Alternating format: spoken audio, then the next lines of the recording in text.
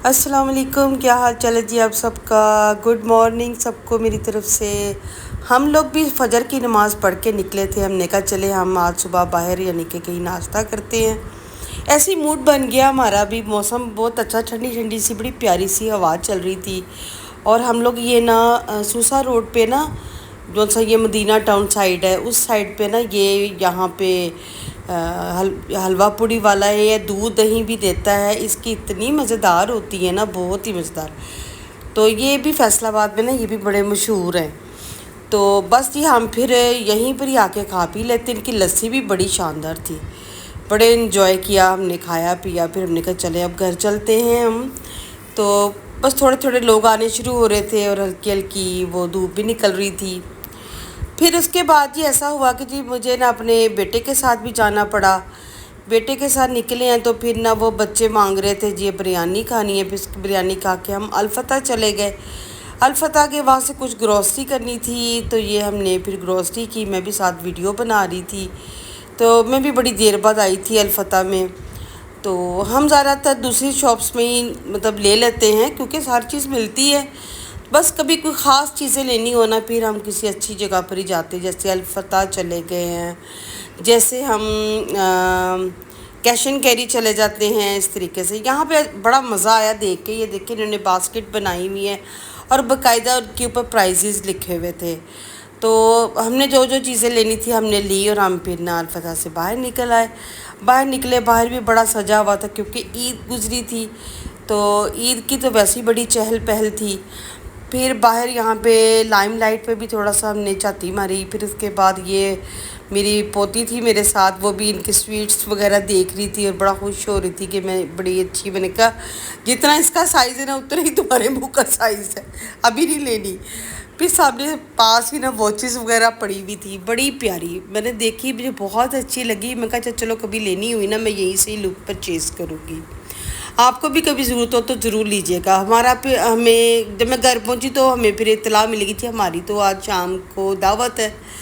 फिर हमने कहा था चले आज तो बड़ा अल्लाह मेहरबान है हमारे ऊपर। हमने जल्दी जल्दी से फिर हमने उनके लिए कुछ थोड़ी शॉपिंग चीज़ें कुछ ली।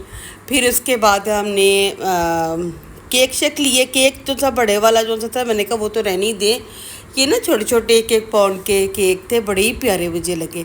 मैं कहा साहब यार ऐसे करते हैं कि हम ना यही ले लेते हैं, 4 कर लेते हैं। हर तरह का 4 कर लिया ना हमने। तो हमने कहा एक ये ना हमें अलग से पैक कर देते हैं, हम ये लेके जाएंगे।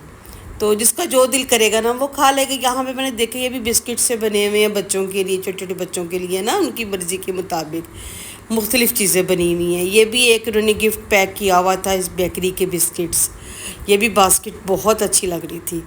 तो काफ़ी अच्छे फ्रेश बिस्किट्स थे इनके पास भी ना। तो अच्छा लगा यहाँ पे घूम फिर के। फिर हमने जो अपने केक लेने थे मियाँ साहब ने वो पकड़े। फिर हमने कहा चलो अभी अब सीधे होके बाहर निकल आओ। मेरा तो काफ़ी चीज़ें लेने को दिल चाह रहा था। फिर मैंने कहा क्या करूँ, और भी चीज़ें कहते अब जहाँ जा रहे हैं ना वहीं चलते हैं, फिर बाद में फिर देख लेंगे। तो यहाँ पे इनके स्वीट्स भी है बहुत ही टेस्टी और मज़ेदार होती हैं। फिर ये पास ही दावत भी मेरी जो सी थी ना, मेरी बहू की मामा की तरफ थी। तो आजकल देखिए लड़कियां भी स्कूटी चला रही हैं, बहुत पाकिस्तान आगे जा रहा है। अल्लाह ताला तरक्की दे पाकिस्तान को माशाल्लाह। यहाँ पे बड़े मज़े की कुन्ना बिरयानी और सैलेड बहुत टेस्टी था, रायता भी बहुत टेस्टी था और चिकन भी, एक चिकन का भी बना हुआ था, वो भी बड़ा टेस्टी था। बाद में जी हम लोगों ने केक खाया। उस वक़्त जी इतनी आंधी तूफ़ान बारिश हुई, बहुत ही सुहाना मौसम हो गया। तो मैं सुहाना सुहाना भी करी जाऊँ और ना साजा के जो बड़ा आशिकाना मौसम है। मियाँ साहब कहते हाँ जी जी मुझे नज़र आ रहा है।